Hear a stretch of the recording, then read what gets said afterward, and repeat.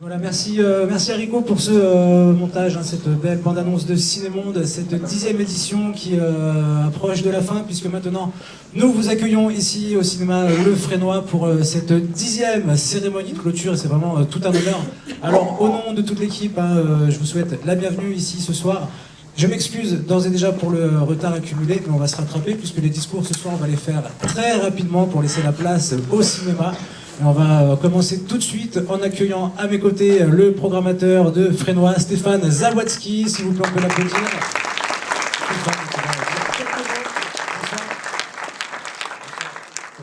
Merci.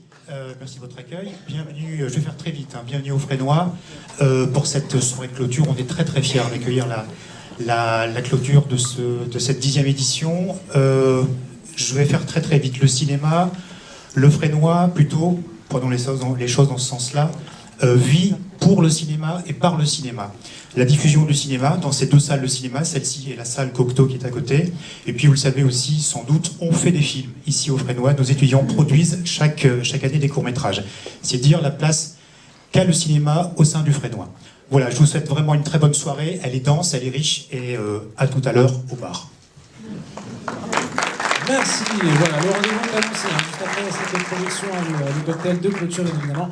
Alors, je ne l'ai pas vu, j'espère qu'il est là, je pense que oui. En tout cas, il représente le conseil régional ce soir, il va nous dire un petit mot. J'appelle Mickaël Molias, il est là, voilà, ça me rassure, on peut l'applaudir également. Le conseil régional inclus, succinct, je l'ai depuis le début de cette aventure. Bonsoir. Bonsoir à toutes et à tous. Je vais être très rapide puisque j'ai eu l'occasion d'être là à la soirée d'ouverture et donc de dire déjà un certain nombre de choses. Je voudrais juste vous dire que je suis très heureux d'être là au nom du président de région, Daniel Percheron, au nom également de Catherine Génisson, sa vice-présidente à la culture. Vous dire que nous sommes heureux d'aider l'existence de ce festival depuis maintenant de longues années. Je voudrais vraiment saluer, alors bien sûr l'équipe du Fresnoy qui nous accueille ce soir, mais saluer toute l'équipe qui organise ce festival, dont l'immense majorité d'entre eux sont des bénévoles et sans qui ce festival n'existerait pas. Je veux bien sûr saluer, on ne voit rien du tout, mais il est là quelque part, Dominique Ollier pour le boulot qu'il mène. C'est un festival généreux, exigeant, ambitieux dans sa programmation, et je trouve que, et je vais peut-être me faire le porte-voix de vous toutes et vous tous, que Jean-Marc Barr a tout à fait, dans ce cadre-là, sa place ici ce soir. C'est lui-même un artiste exigeant dans les choix de ses films, ambitieux, généreux, et voilà, je voulais lui dire que j'étais aussi très heureux de pouvoir participer à la soirée en sa présence.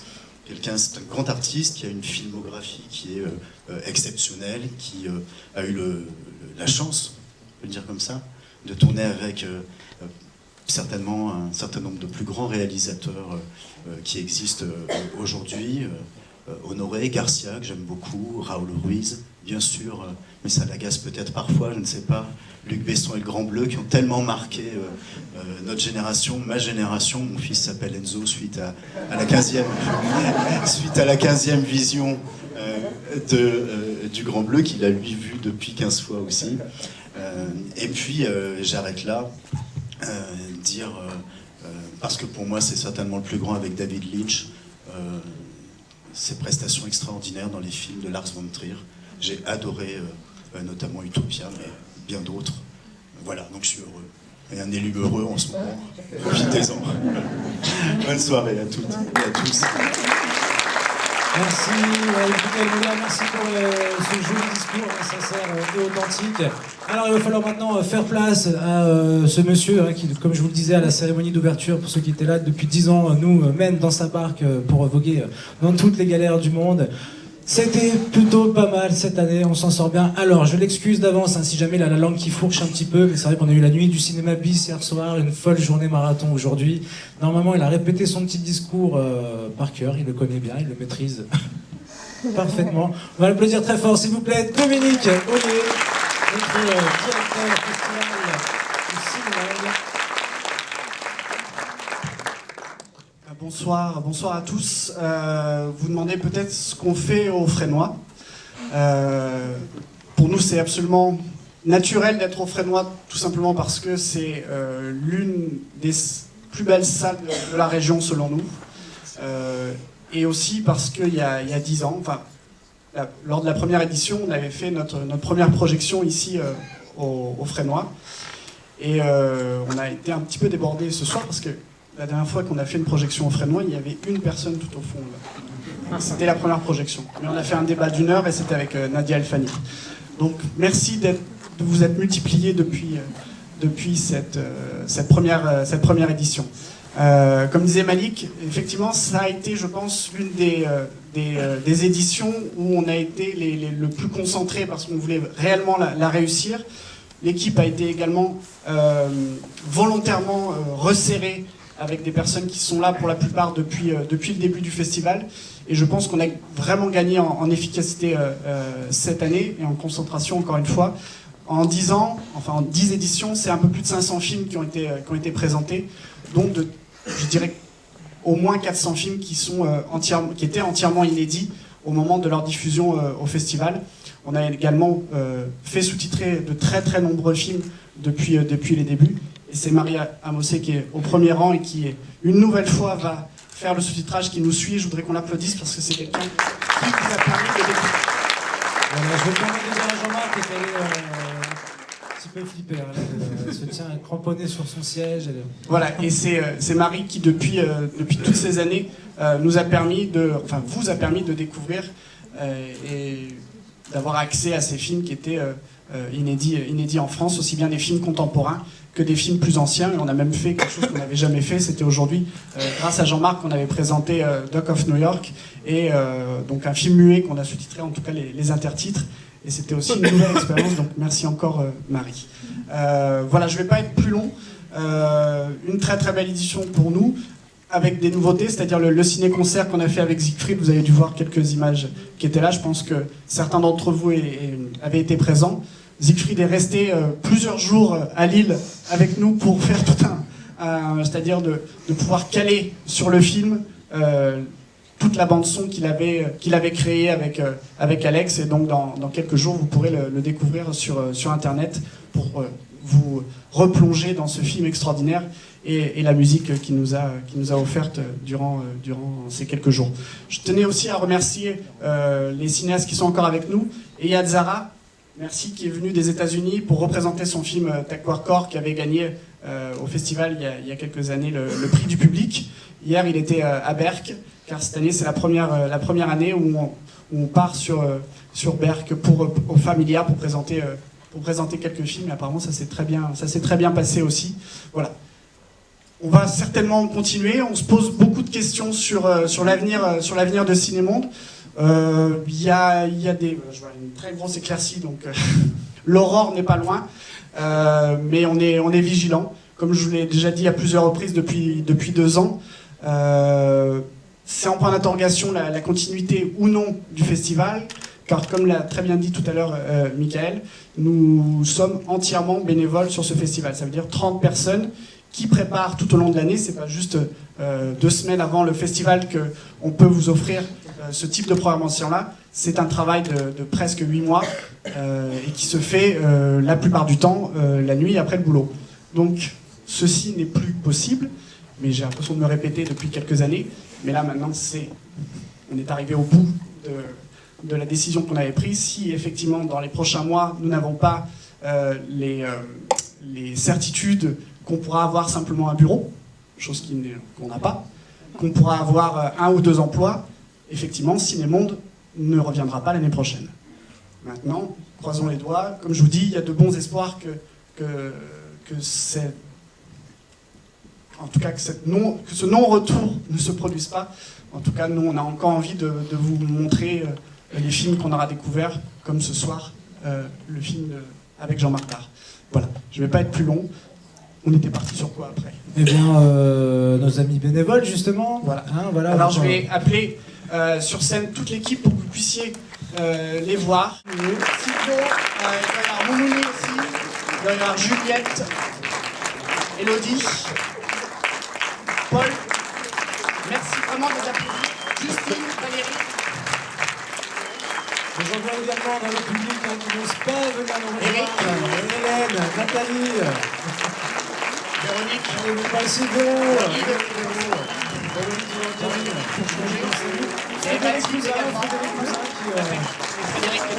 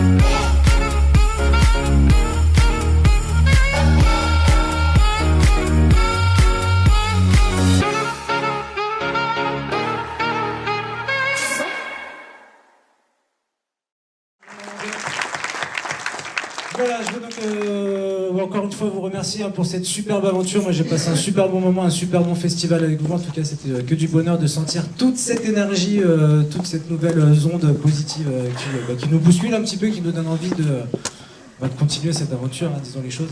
Et Dominique, je te laisse maintenant... Je sais pas si Paul est arrivé pas encore. Il est là. Paul, si tu peux venir avec nous pour nous présenter en quelques mots le concours que tu as lancé cette année. Alors c'est un concours de pocket film. Donc le pocket film, c'est des films réalisés à partir d'un téléphone portable. Le but du jeu, c'était de pouvoir ouvrir le festival à plein de personnes en fournissant 3 passes à chaque équipe qui s'inscrirait et qui rendrait un film, bien évidemment.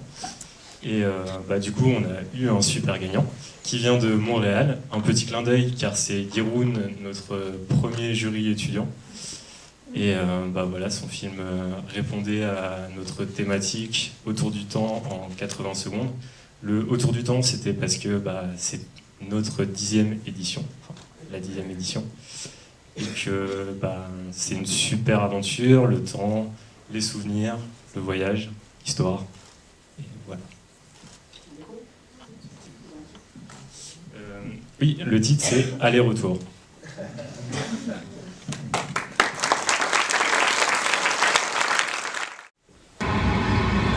Mesdames et messieurs, bonjour.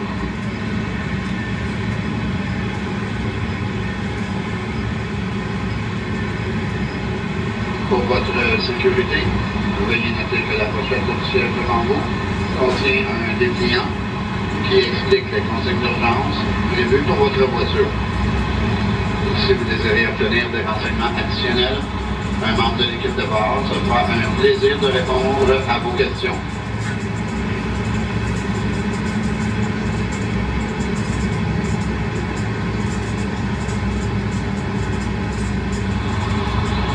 Des boissons et des casse-croûtes à prix abordable seront offerts aux voyageurs de la classe économique.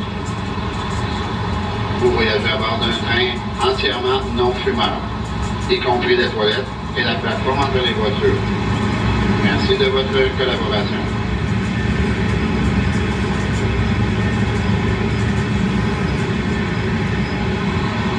Si vous avez besoin d'aide pendant le voyage, veuillez vous adresser à un membre de l'équipe de bord.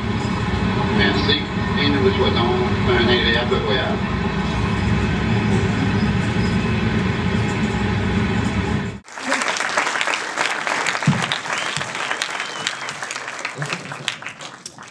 Voilà, un téléphone portable.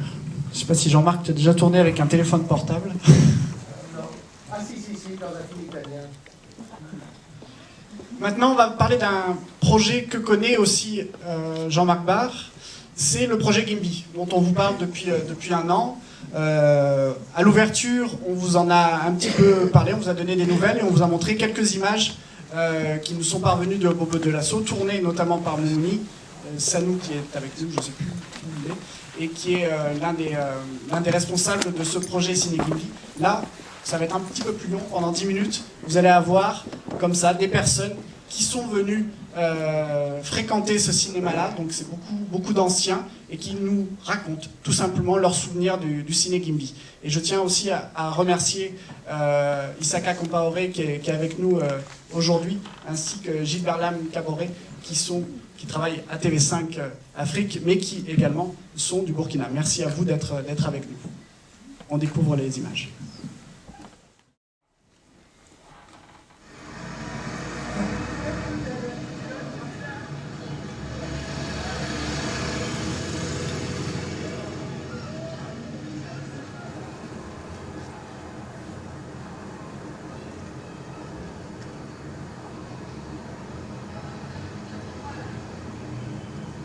Un jour, nous sommes venus ici, il y avait un film, je ne peux pas oublier, Le Temps du Massacre. C'était un film western. Ce jour-là, nous sommes venus on était 4, 2 filles et 2 garçons. Mais moi, quand je suis arrivé, il fallait attacher bien la parce qu'il y avait un monde fou dehors. Tu vois? Donc, quand je suis rentré, il fallait lutter ici, tu vois, cette fenêtre-là, pour prendre les tickets. Quand j'ai fini de prendre les tickets là comme ça, je suis sorti pour distribuer. J'ai fait comme ça, mon cher, je n'ai pas trouvé mon porte-monnaie. Tu vois, c'était comme ça. Là, c'était le Hua, on appelait ça l'Indiana. Ici, les gens étaient torse nus, les bagarreurs. Au milieu, là, c'était les modérés. Et derrière, maintenant, c'était les plus nantis. Voilà comment la salle était. Il y a des gens qui peuvent te taper du 1er au 30e, ils sont là. C'est vrai, moi j'en connaissais. Et le matin dans les quartiers, maintenant, on racontait tout. Chacun essaie de raconter tout ce qu'il a vu. C'était bien, franchement, dommage. Je sais pas.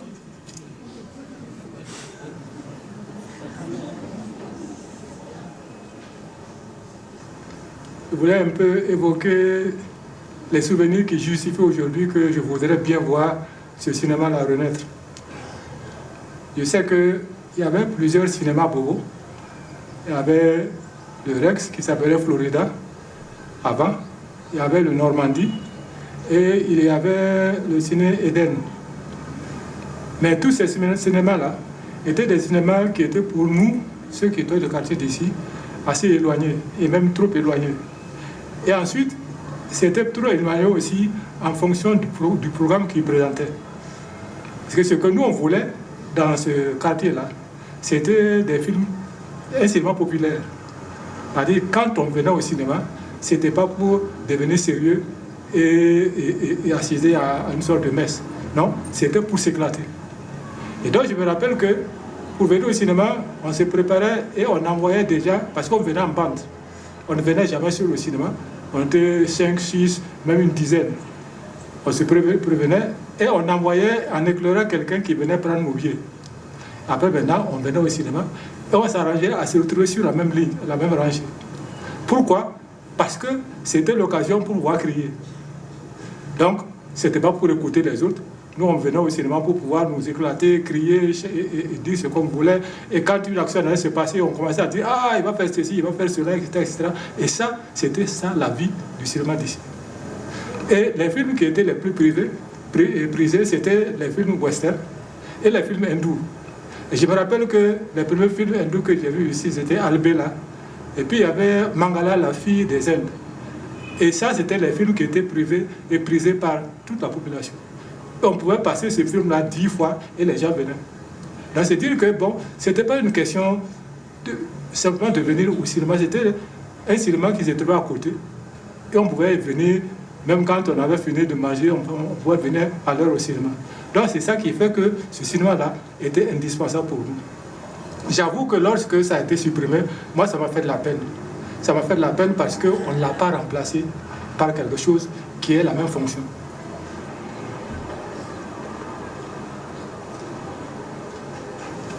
On a grandi ici, on a fait toute notre enfance dans ce cinéma-là.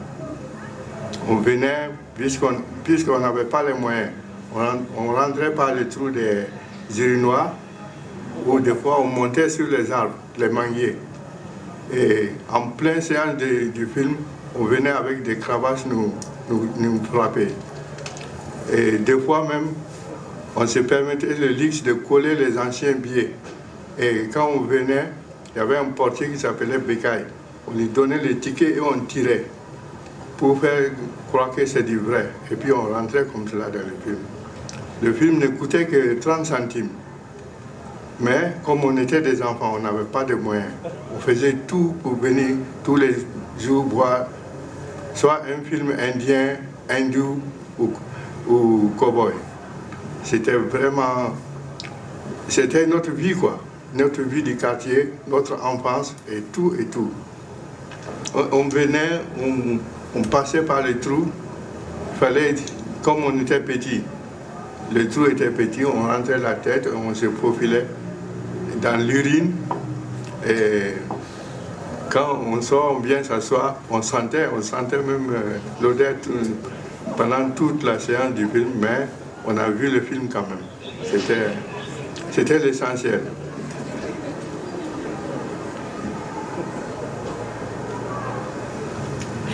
C'est pour moi un souvenir douloureux.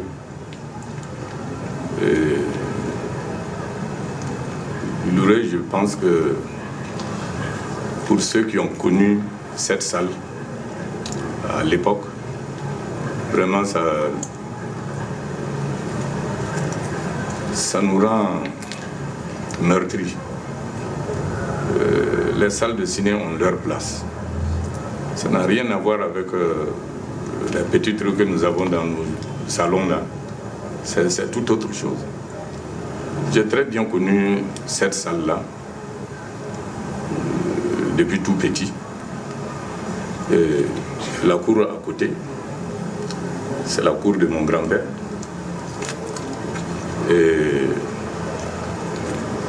on était tout petit, on grimpait sur les manguiers là, qui sont dans la cour, pour bien sûr regarder.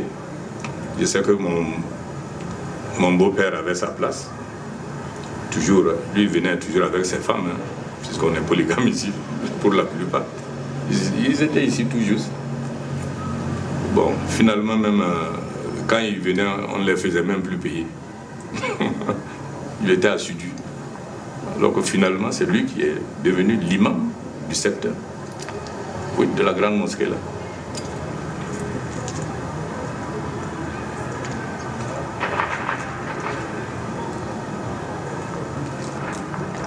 là où je suis assis, la place faisait 300 francs. Et autant que nous, nous on ne pouvait pas monter ici. Parce qu'on était trop enfants. Quand tu montais, on te chassait. L'ambiance ici, c'était, vu les goudrons, l'animation du quartier, les jeunes du quartier et tout ce qui se passait. Donc si tu ne venais pas ici le soir, même si tu ne venais pas regarder un film, il faut que tu viennes voir l'ambiance qui est là. Je me rappelle qu'il y a un film, Casse-tête chinois. Le jour où vraiment ce film-là passait ici, là, non, c'était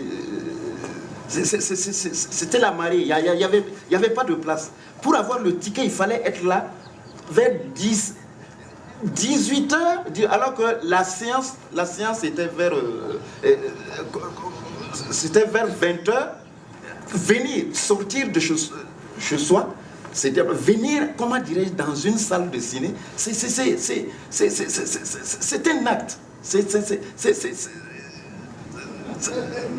un acte qu'on pose.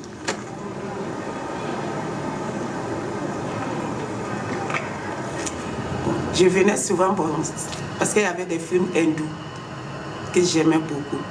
Donc tous les soirs, à partir de 20h, on était là.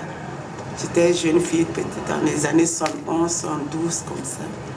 On venait regarder, bon, ça se remplissait. Tous les jeunes de Coco venaient ici. Ça se bagarrait ici, et les gens se bagarraient pour pouvoir rentrer même. Et les gens se bagarraient beaucoup. Parce que si tu ne venais pas tôt, mais pour avoir la place, c'était difficile. Tellement ça se remplissait. Puis tout le temps, il y avait la bagarre dehors, à cause de la place. Je me rappelle, j'ai versé de larmes dans cette salle. Et ça m'a beaucoup marqué, parce que le film était vraiment très sensationnel. Donc j'ai pleuré ces jours-là. Donc mes petites sœurs étaient avec moi. Et pourquoi je fais que c'est un film, je dis, je sais, c'est un film et ça m'a beaucoup marqué.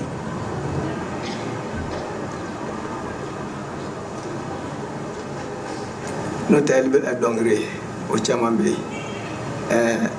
Mangala Fana, au Dongri, au Chamambé. Zaire Fana, au Fanabé.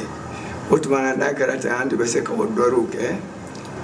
Enimatu baki tu mira mire jale ahirani kaili bada mira dale izimatu baki tu jale izimatu baki tu mira nire jale Wayasoro ambe suka katoka bore. Mais si ça nangwa mo beta kanyama kabele.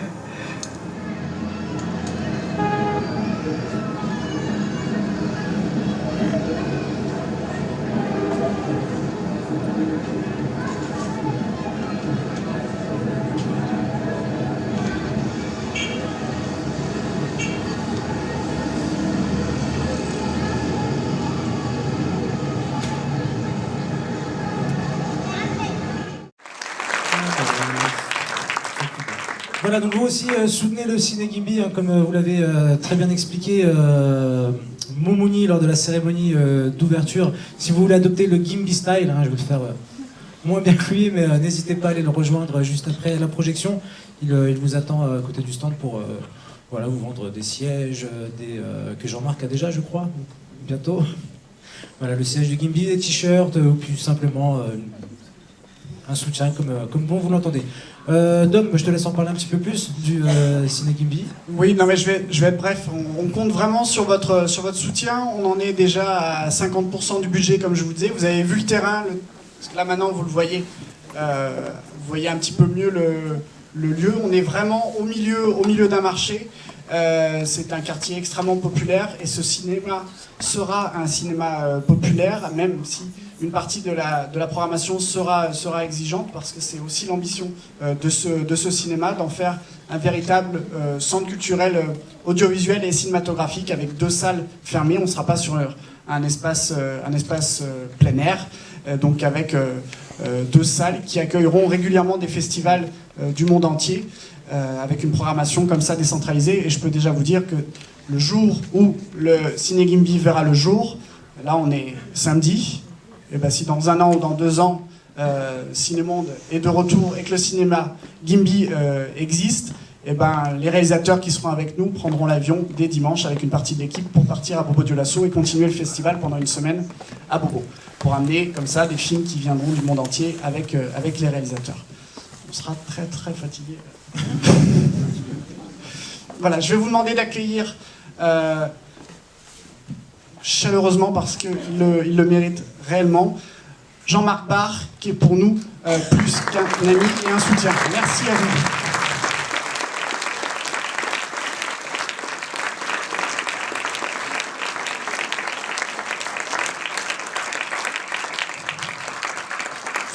Si Jean-Marc est là justement après le Ciné Gimby, c'est pour une double raison. La première, c'est que quand j'étais avec Bernie Goldblatt, qui est le porteur du projet avec Moumouni Sanou à Cannes en mai dernier, j'avais contacté Jean-Marc pour lui dire voilà, il faudrait qu'on arrive à un moment donné à se voir pour que je te parle d'un projet qui nous tient particulièrement à cœur. Et tout de suite, tu venais d'arriver, tu nous as accueillis, et puis tu nous as permis de te présenter ce projet. Et toi, en contrepartie, tu nous as présenté la bande-annonce de Big Sur. Ah oui, c'est vrai. Voilà, la boucle est bouclée. Jean-Marc, je te passe la parole et je te remercie encore grandement d'être avec nous. Merci à toi. Vraiment, des personnes comme Dominique sont vraiment rares. Il y en a quelques-uns dans le monde. Cet amour du cinéma est tellement important pour les gens qui le font. D'être un réalisateur indépendant et un peu aussi que c'est un peu comme Cinémonde. On le fait pour l'amour de la chose et j'espère que ça va continuer, je suis sûr que ça va continuer. Merci Cinémonde pour montrer justement ce soir la première française de Big Sur. Est-ce que je vais parler après le film ou non? Je ne sais pas, ou est-ce que je dis tout maintenant? Peut-être pas tout, mais en tout cas... Ok, je vais juste...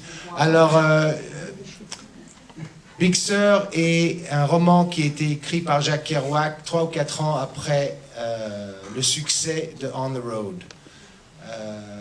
Kerouac est pour les jeunes qui ne connaissent pas Kerouac, était un auteur très important pour les gens qui ont vécu les années 60, 70, 80.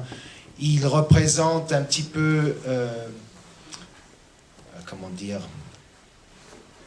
les gangsters, les gunslingers, les gens qui recherchaient dans la géographie américaine quelque chose d'autre que la fortune financière, mais une liberté, une idée de spiritualité, et c'est quelque chose de très important pour les Américains. Donc quand on m'a offert ce rôle, moi j'ai lu On the Road quand j'avais 18 ans et je l'ai vraiment pris à cœur et je le vis depuis. Quand on m'a offert le rôle, j'ai commencé à lire son autobiographie, j'ai lu les autres romans et je me suis rendu compte qu'il n'y avait rien à jouer.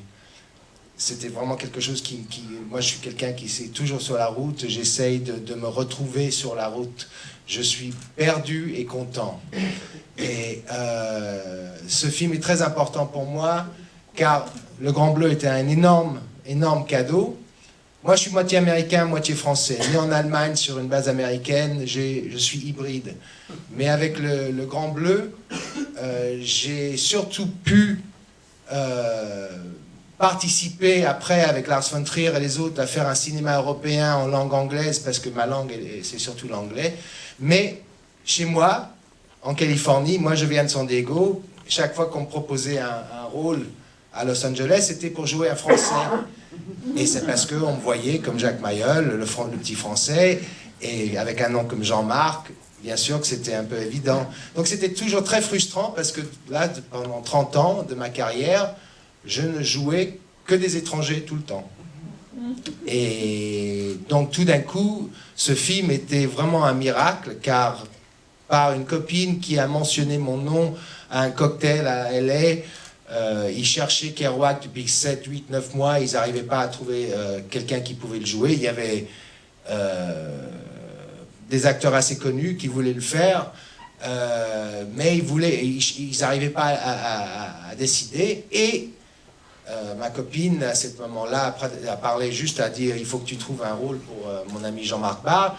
Et ça fait un petit clic dans la tête du producteur. Il a regardé sur Internet. Le lendemain, il a téléphoné le metteur en scène. Le metteur en scène a regardé les mêmes choses sur l'Internet, des trucs que j'avais fait. Il se souvenait du Grand Bleu, mais ça faisait déjà 30 ans ou 25 ans. Le soir même, ils m'ont offert le rôle. 6 semaines après ça, on était déjà en train de tourner. Le film a été monté et tourné pour 2 millions d'euros. C'était une de ces rares occasions où l'équipe technique, aussi bien que les acteurs, étaient là pour l'amour de cet écrivain Kerouac. Et c'est rare aux États-Unis un film qui est dans cet esprit vraiment indépendant. Donc pour moi, c'était un rêve de pouvoir faire Big Sur, de jouer Jack Kerouac. Il faut dire aussi que Big Sur est un endroit en Californie qui est mythique pour les Californiens. C'est l'endroit qui est le ouest de l'ouest. C'est là où, et c'est ce que découvre Jack, que la futilité du rêve humain est évidente. Et la futilité du rêve américain est évidente. La futilité de l'écriture de Jack Kerouac et son amour pour sa littérature et sa culture, que c'est futile. Et donc, je trouve que c'est un film très poétique. Ça va être peut-être... Et merci Marie, parce que je pense que ce travail a été très difficile pour vous. Beaucoup du film est pris directement du roman. Il y a beaucoup de voix off. Donc pour les gens qui peut-être comprennent mal l'anglais, il y aura beaucoup à lire. Et ça c'est un peu dommage, parce que je pense que Kerouac, il voulait... Son plus grand rêve, c'était de devenir un grand écrivain. Il venait d'une classe de pauvres, working class, comme on dit aux États-Unis. Et c'est quelqu'un qui, à travers William Burroughs et Allen Ginsberg, des gens qui ont été battus, beat generation, ça veut dire battus. C'était la génération de jeunes après la Deuxième Guerre mondiale qui n'acceptaient pas cette vie tranquille que Eisenhower proposait à cette époque-là, avec la maison et la voiture et tout ce qui allait dans cette Amérique moderne, mais qui vraiment recherchait à travers l'âme, à travers l'intelligence, d'être des âmes courageux. Et c'est des gens qui inspirent beaucoup encore aujourd'hui. Et je pense que bon, ça va être tout. Hein? Pour moi, c'est un film très important. C'est mon premier film américain. Voilà.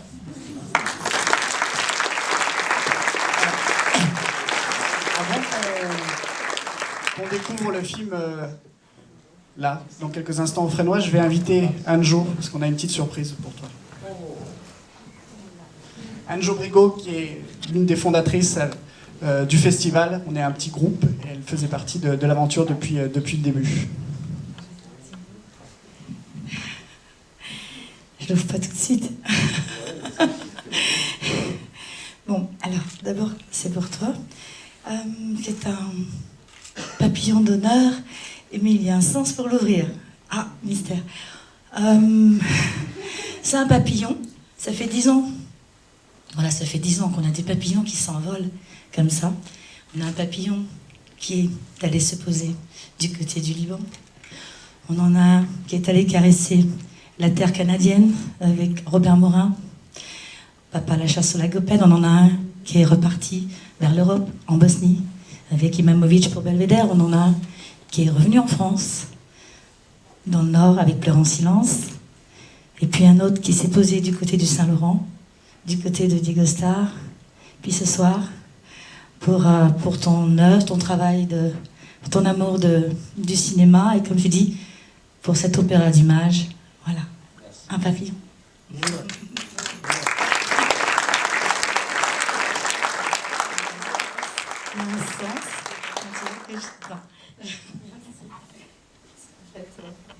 C'est vraiment la boîte.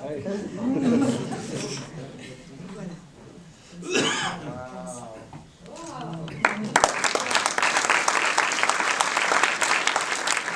Pour ceux qui ne savent pas pour le papillon, je voudrais expliquer parce que Certains savent, bien sûr, mais d'autres non.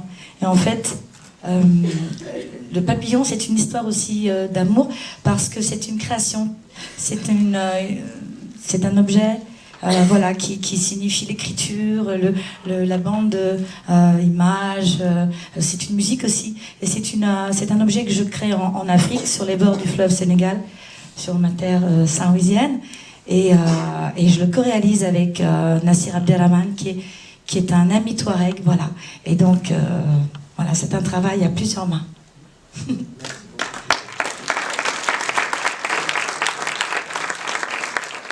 Voilà, petit papillon, on va partir avec toi dans ta valise.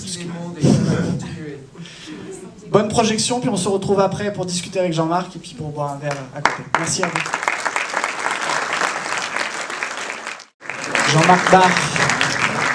Merci d'être resté aussi. Je ne sais pas si ce que ce film est vraiment, quand on comprend l'anglais, on peut comprendre la beauté de ce langage. J'espère que c'était pas trop difficile pour quelques personnes, parce que vraiment merci Marie pour l'excellent travail de traduction. Parce qu'il y a beaucoup d'informations qui passent là, donc j'espère que c'était pas trop pour quelques-uns. C'était mon grand peur. Parce qu'il y a beaucoup d'informations. C'est presque comme du Bach. C'est-à-dire qu'il y a la narration, il y a les scènes avec leur dialogue, et il y a la musique. Et donc il y a plein de choses qui sont en train de se passer. Et c'était une des propositions intéressantes, je pense, de Michael Polish pour ce film. Parce que dans les œuvres de Kerouac, il n'y a pas vraiment d'histoire classique. C'est souvent autobiographique, c'est lui et Neil, quand ils avaient fait le tour des États-Unis dans la voiture, qu'est-ce qui se passait à Denver, et ensuite quand ils voyaient les gens à San Francisco. Et donc, pas grand-chose se passe, mais je pense que aussi beaucoup de choses se passent dans l'esprit, dans l'humour, dans l'amour. Les beats, pour les Américains, ont été un peu déformés. Quand le Beat Generation, c'est-à-dire qu'il y avait Allen Ginsberg, qui était un des premiers, qui venait de San Francisco, non, il venait de New York, mais c'était un des premiers homosexuels à se déclarer aux États-Unis. Il était contre la guerre en Vietnam. William Burroughs, je ne sais pas si vous connaissez ce grand écrivain qui vient du Kansas et qui a terminé ses jours au Texas, mais qui avait écrit The Naked Lunch, qui avait écrit beaucoup d'œuvres très bizarres, très originales. Et donc les beats aux États-Unis, The Beat Generation, moi quand on m'a introduit les Beat Generation dans les années 60, on les introduisait comme les beatniks, parce que déjà on mettait une connotation communiste dessus, qui n'était pas du tout vrai, mais déjà quand on me l'a présenté, c'était les beatniks, comme les Spoutniks, des choses comme ça. Et donc pour moi, j'avais pas vraiment le droit de lire Jack Kerouac avant que je suis parti pour l'université, et c'est là où je l'ai lu la première fois.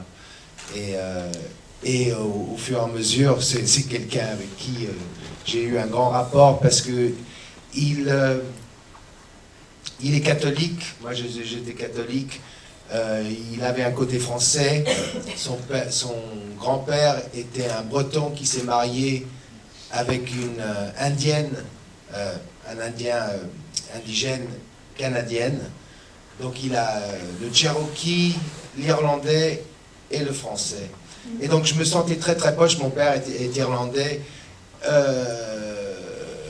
L'envie d'être américain, parce que Jack avait toujours cette envie d'être américain. Il est né aux États-Unis, mais étant qu'il était basé dans Lowell, Massachusetts, où on parlait français, où il y avait les Canadiens, c'était quelque chose qui était pour lui très important. Et c'est surtout ça qui a déclenché son envie de découvrir les États-Unis, de faire du stop à travers les États-Unis, de rencontrer l'aventure, de aussi pouvoir avoir des discussions de philosophie avec des amis, d'aller au Mexique, écrire pendant 2-3 mois. C'était quelqu'un qui mangeait la vie, et ça l'a mangé très vite aussi. Il est mort à 47 ans, il est mort 6 ans après que ce livre soit écrit. Il est mort à 47 ans. Et pour moi, ce qui était le plus important pour ce film, c'était de montrer le personnage, mais la technique, pour moi, c'était aussi de montrer les degrés d'alcoolisme chez ce personnage et comment ça le consumait.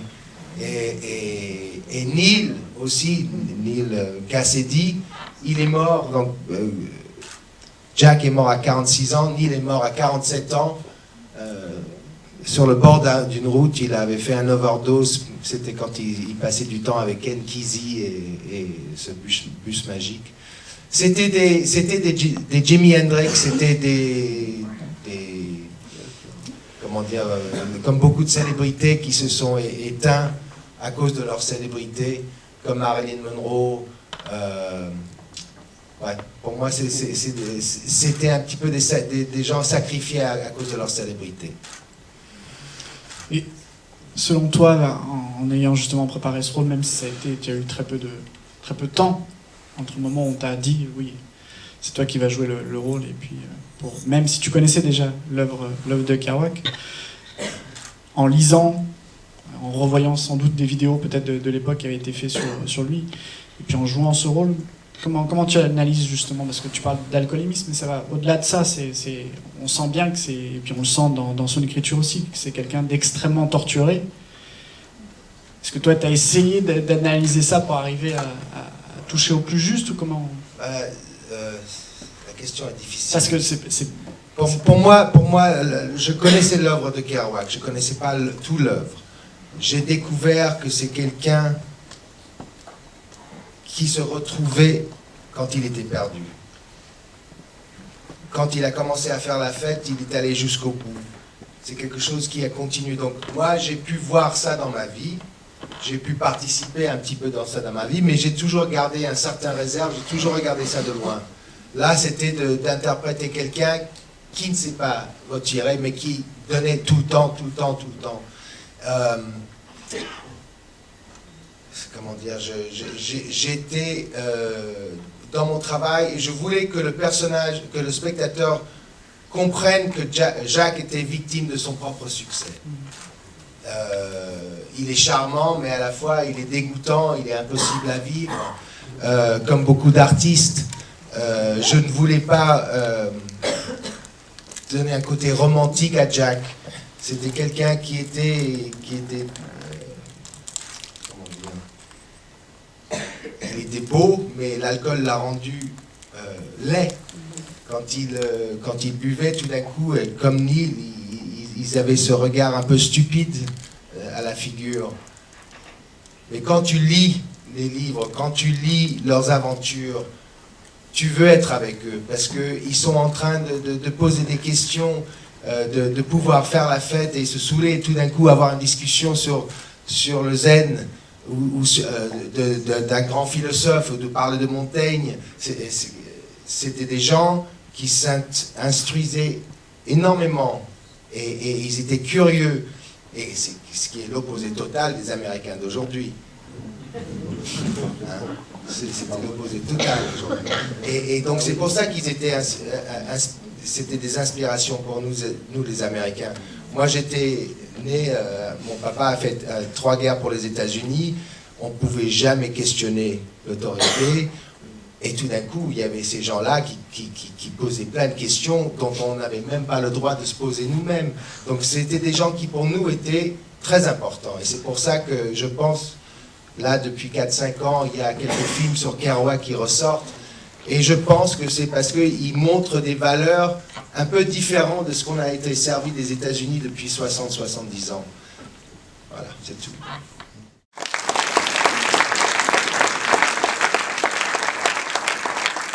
Il y a des questions? Alors, si vous avez des questions ou des remarques, on va vous demander de faire comme à l'école, vous allez lever la main. Oui. Le film a pris 2 mois, non, 7 semaines pour tourner, qui n'était pas beaucoup. On a tourné à San Francisco et à Big Sur.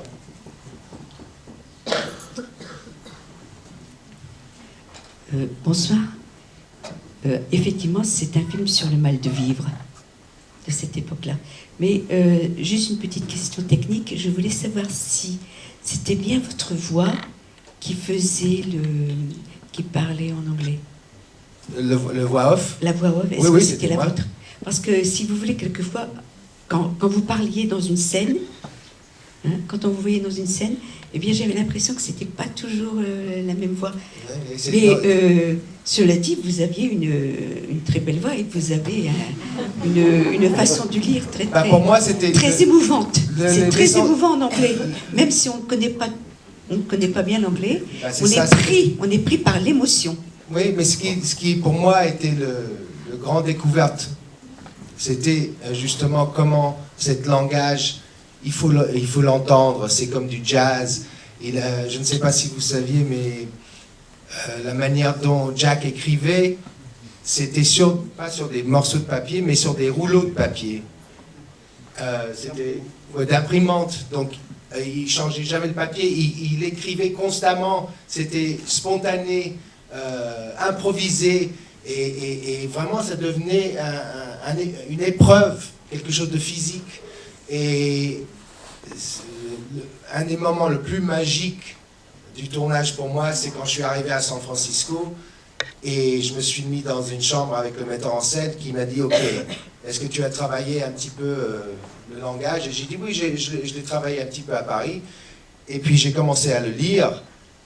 Et quand on est bien concentré et quand on peut se lâcher un petit peu, tout d'un coup, ça devient très grand, ça devient poétique, ça te prend, ça s'arrête pas, c'est comme comme on dit en anglais, stream of consciousness. Il faut dire que, en termes de littérature, comme j'ai dit auparavant, Jack, son plus grande ambition, c'était de devenir un écrivain. Quand il avait écrit On the Road, si vous regardez un peu le style de On the Road, c'est un style qui est assez existentialiste, des petites phrases, assez succinctes. N'empêche qu'il a été beaucoup influencé, Jack Kerouac, par un grand écrivain du début du XXe siècle qui s'appelait Thomas Wolfe, qui lui-même était beaucoup influencé par Marcel Proust.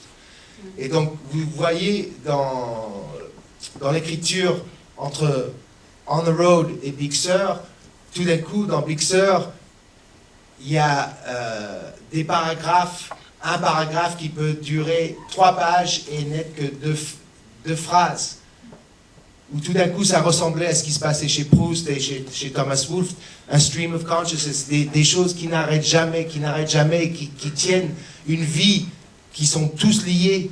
Et donc, quand j'ai pu le lire, cette chose au metteur en scène la première fois, il y avait cette qualité-là. Et c'est quelque chose qui est resté vraiment dans l'œuvre et qui vraiment fait partie de ce film. C'est rare de voir un film où le langage est la chose qui est vraiment mise en avant.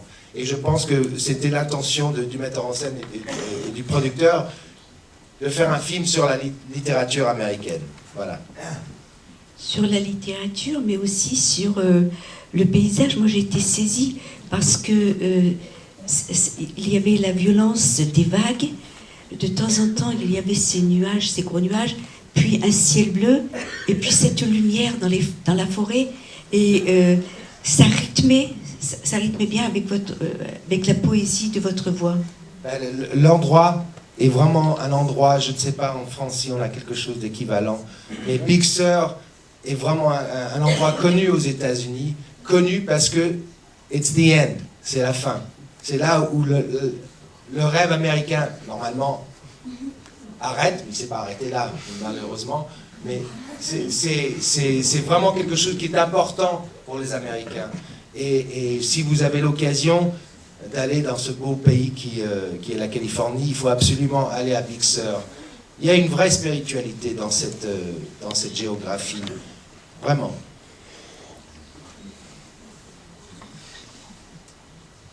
D'autres questions ou réactions? Merci, vous étiez très très patient, vraiment. Ah. Tiens. Merci, merci pour ce beau film. Mais dans la réalité, où est-ce qu'il finit sa vie dans la réalité? Ça, c'est... Alors la question c'est où est-ce qu'il finit sa vie? Ben, après qu'il avait écrit Big Sur, Jack habitait avec sa maman dans le New York. Il a quasiment toujours vécu avec elle. Il s'est marié 2 fois.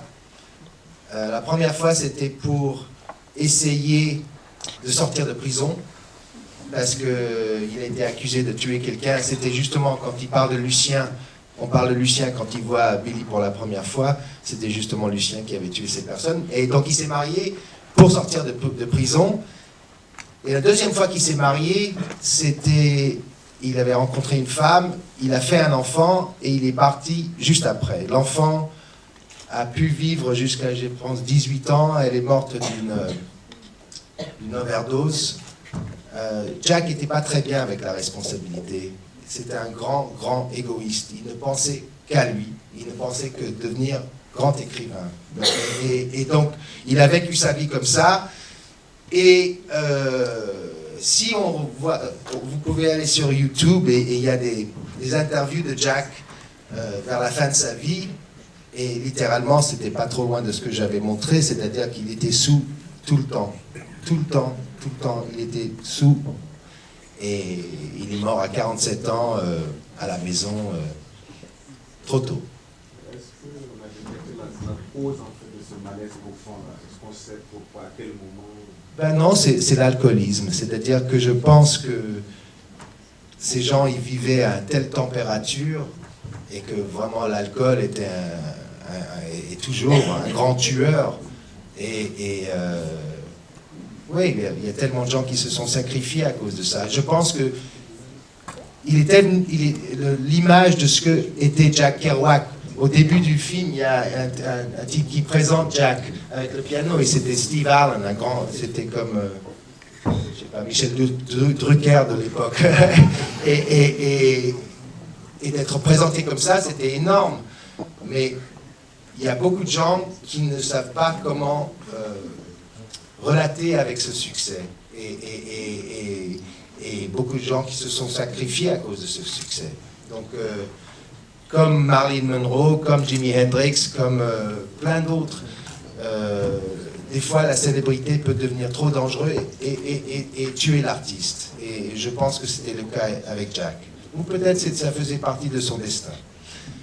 Hemingway, c'est la même fin. Hein. Sauf que Hemingway s'est tué lui-même. Et c'était l'alcool et c'était aussi le problème avec l'image. Il devait maintenir cette image de ce que était Hemingway. Merci. Merci beaucoup. Merci beaucoup. J'étais très très fier de vous présenter.